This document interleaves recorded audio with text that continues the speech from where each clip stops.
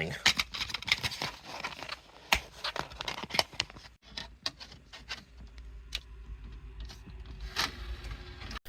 As it turns out, Rapunzel, the movie, which eventually would become Tangled, has a lot longer of development history than you might think, starting with the film known as Rapunzel Unbraided.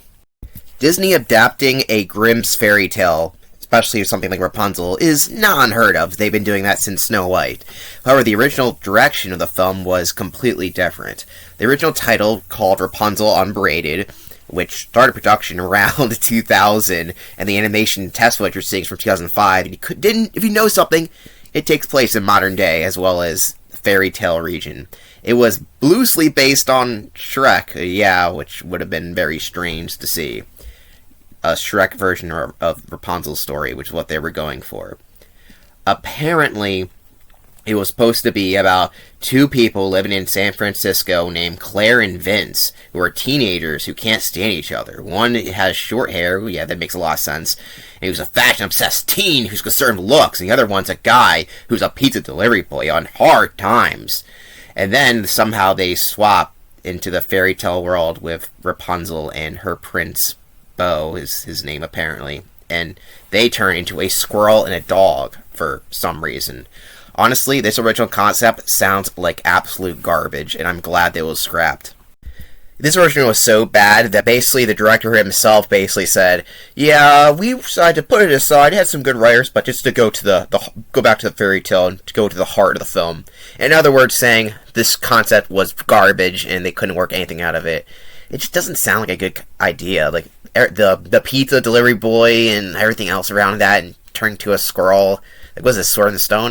Nothing about that concept really struck me as something they had a good idea there. It sounded like they're throwing stuff at the wall to see what stuck. And I'm glad they went back to the original roots, because the final product ended up being really good. One of the things that Disney did differently with this film compared to Princess and the Frog, or in the animation, is the marketing.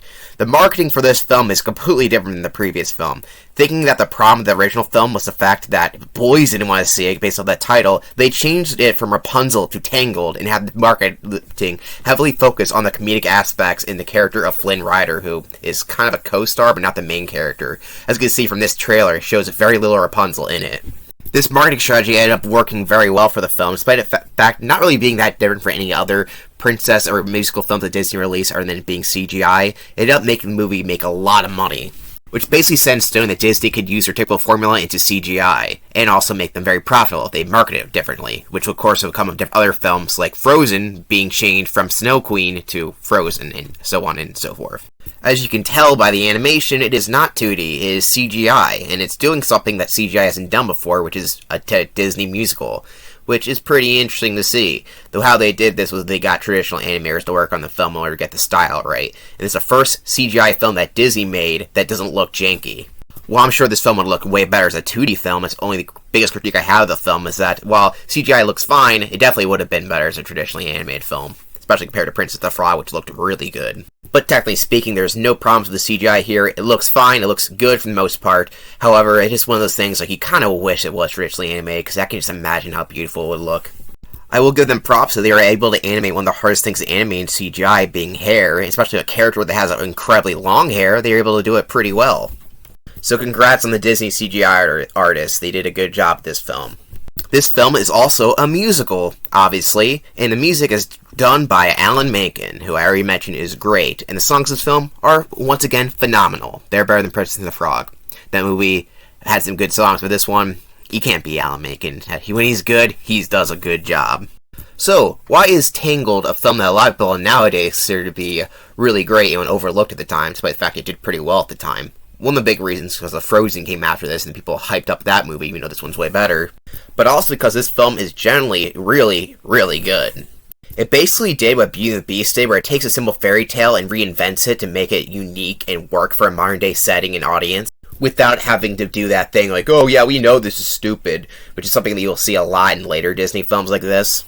It's the last Disney film like this where you actually can see a romantic relationship between two people, where it's not like, oh, what? Huh? There are some elements that would come later of that were meta, like the one time he says, sorry, I don't sing. That would become a big thing in later Disney films. Like, it's a musical. Why are the characters saying, I don't sing? I don't get it. It's worse than Moana when randomly the guy, Maui, just says, don't sing now after he sang a fucking song. Doesn't make any sense. Anyway, I digress. The story is about an evil woman called Mother Gothel who kidnaps a princess because she wants the power of her magical hair that she originally had with a flower. It's kind of confusing, but don't think about it too hard. She's an interesting villain because her power is the power of gaslighting and manipulation. And yeah, I'm sure this triggered a lot of people who have problems with authority figures like that. In a way, it's actually pretty uncomfortable, the language this character uses, and she doesn't really do that much until the very end. That's very evil. She just uses a lot of manipulative language that's kind of subtle, and it's really kind of disturbing. If you had trauma, this could definitely trigger some people, which actually pretty good writing for a Disney movie. So yeah, the plot is pretty basic. There is some more complicated elements. Basically, there's Rapunzel lives in a tower where she's forced to stay there from her mother Gothel, who doesn't want her to leave. You know, that technically isn't her mom because, she was kidnapped. She finds a thief who she wants to help her get out of the tower for one day so she can see this lantern festival that happens on her birthday. Because I guess Mother Gothel has decided not to tell her about birthdays or not about the same day that she was kidnapped or whatever. Yeah, it's kind of a plot hole that this big event happens on her birthday, the same birthday as the Lost Princess's birthday. She had to explain what a birthday is, and he had purposely chose this one day. I guess Mother Gothel wasn't that smart. And the rest of the movie is just them going on an adventure, going to the castle, avoiding the police because the guy's a criminal, and avoiding a crazy horse. This horse character named Maximus is probably the best Disney horse. I don't want to say probably. He is the best Disney horse. He's incredibly funny. He doesn't talk, but he's he has such a thing for justice that he'll go to any length to stop criminals. It's so funny. This idea of a horse that likes justice so much they'll go to any length to stop a criminal is so funny. It's basically taking that terrible character from Home on the Range who wanted to be a hero, but actually make the character work. Fuck Home on the Range, but this character's great. This character is so good at their job that they get promoted by the end of the film. Imagine having to take orders from a horse that doesn't even talk. It's just a mute horse that just steals apples from you. I mean, seriously, this is a really messed up kingdom if you think about it. If you couldn't tell from this movie, I think the characters are really good. Eugene is his real name, and Rapunzel are probably one of the best Disney couples. This says a lot, because their relationship is built up generally throughout the film. It's not even scripted like it's a romantic movie, but by the end, it makes perfect sense. It's the best way to do one of these romance in a Disney movie. I'm a big sucker for movies that have characters that grow off of experiences from each other, and we learn to become better people because of that. And this movie does. It's so good. It's so great. Also, Rapunzel's probably the best Disney princess. Lily, she reads like me, she does art like me, and she plays guitar. How hot are they trying to make this character? I mean, come on, Disney. Like, she's even hotter when she has short brown hair. Like, really, Disney? They didn't do it this hard. And she also has freckles, and that is super hot. I don't know, is that just me being weird? But I think this character design is really attractive. Am I just fucking simping over here? Probably am. I mean, she really gets a bunch of hoodlums to sing a song about their dreams. I mean, what more do you want from a character? She's such a great character. I just love her so much. Also, I gotta note that she goes for this entire journey without any shoes on. That's kind of hard to do, but I guess she was able to do it. Do I have any complaints? Not really. I think Mother Gothel, well, I like her manipulation. Near the end, her plan is just kind of weak. She gets guys to help her out, but what they are doing doesn't make any sense. They're like, we want her, but do they actually want her? What's their plan? They got the crown. Why else would they need revenge? And at this point, they're like, oh, I guess he really doesn't care anymore, so we'll still attack, I guess, for no reason. Their motivation sucks, and by the end, they get screwed over anyway, so what are they even planning? They failed. It doesn't matter that much. You can just say they're fucking idiots, but whatever. Yeah, near the end of the movie, Mother Gothel is just not as strong a villain, even though she tries to be. She's okay. Like I said, early on, she's pretty great, but when she becomes a full-on villain, it just doesn't work as well. I mean, her death's pretty great. She becomes an old woman, and then she falls away and becomes dust. It's kind of brutal in a way, but, whatever. I mean, it's not the most brutal Disney death we've seen so far, but we haven't seen one in a while like this. I guess Dr. Facilieri's death was kind of brutal, but nothing like this turning into dust is kind of fucking fucked up. But she deserved it, didn't she? So I'm not really crying about her dying here. Overall, Tangled is a masterpiece, and it's only gotten better with time. More people have come around to it, saying that this is definitely one of the best Disney movies that they ever released, and I would agree so too. If you haven't seen it, it'd be like other Disney films, and I recommend go watching this film. You will not be disappointed. A short would come out in 2012 showcasing the characters getting married during a wedding, and there you go. You want to see it? It's on YouTube, so go and watch it if you want to. In 2017, Tangled got a whole TV series as well as a TV movie that's a prequel to it called Tangled Before Ever After. And I haven't seen this series, but from what I've heard is that it's really, really good, and maybe one of these days I will watch it. Let me know in the comment section down below. It's very interesting to see in a 2D art style, but from what I hear, it's great and has all the returning cast members, so that's cool. Because we're still into the tie-in game era, Tangled also had a tie-in video game for the Nintendo Wii and PC. This game basically has you can take control of Rapunzel and Flynn Rider as they go through their journey and basically just find collectibles. It's a platformer, but it's kind of basic. It's very dumbed down, but I guess your little kid will like it. It's 2-player too if you want to do that. But yeah, it's fine, I guess. I have this game, so I have played it. It's okay. And there's also a DS game, because why wouldn't there be a DS game? However, this one is just basically a minigame collection, where you just walk around with really bad sprites. Like, this is an awful sprite. Like, geez Louise, they should get fired for doing that. And you play memory games. This is a very early kid game. You probably won't like it unless you want to match blueberries. The series also had comics and books based off the series, so if you want more of the series, well, here you go. I haven't read them, so you let me know if they're good in the comment section down below. Tangled doesn't have that many rides since it's a newer property. However, there has been some themed areas. There is going to be an upcoming teacup ride at Disney Paris, which is just a boat. It's nothing special, but here's the artwork of what it's going to be. There's no opening date yet, but hey, Paris people, you're going to get a Tangled ride. Oh, and I said there was no really other Rapunzel rides, Tangled rides. Yeah, I lied. I didn't know before I saw that. There's a Disney Tokyo Sea full-on boat dark ride of the Tangled movie. And now I want to go to Tokyo even more. Thank you, Disney. And yes, you even get to see the lantern boat ride, which, that's pretty cool. I mean, look at that. I really want to go to Tokyo even more now. Come on, Disney. Why do you have to make a ride that's so cool it's not in the United States?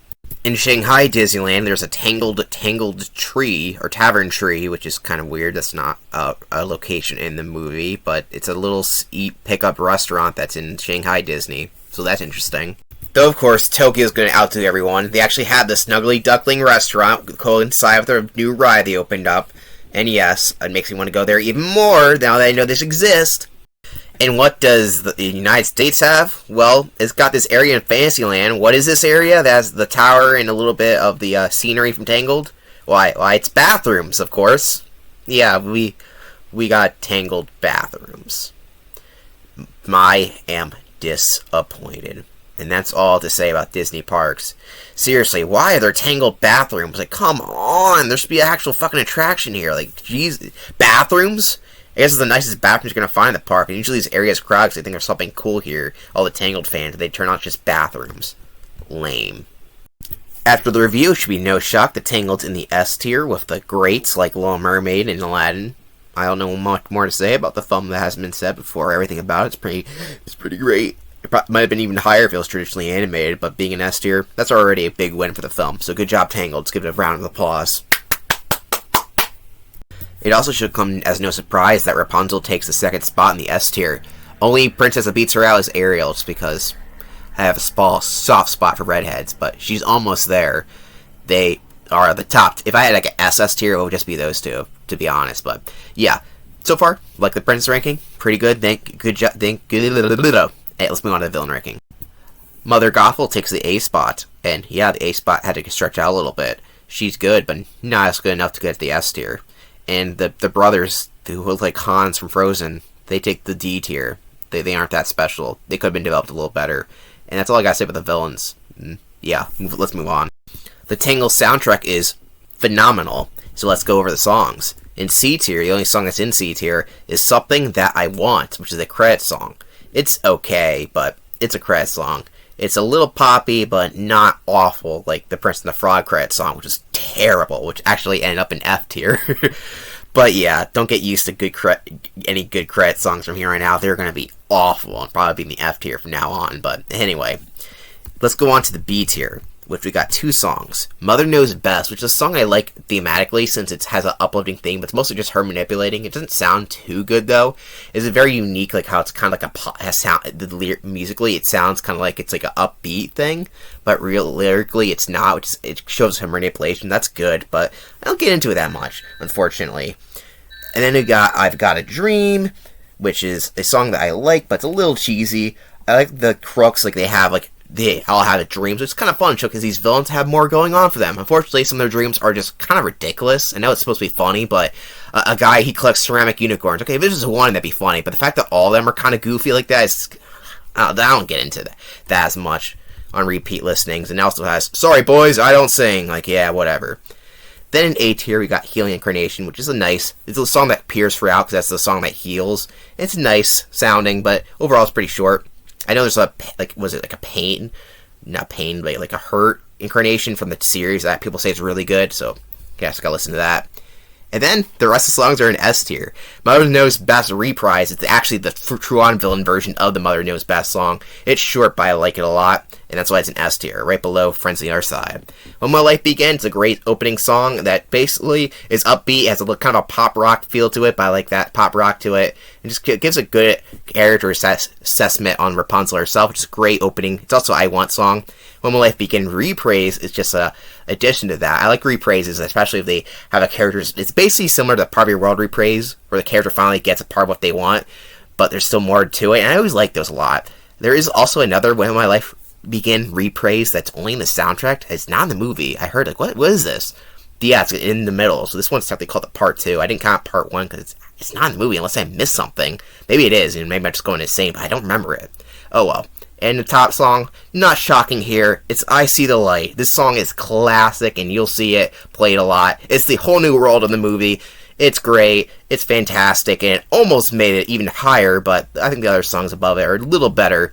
And that is all I gotta say about Tangled. Fantastic film, listen to the music, go watch it, it's great, and I'll see you for the next film.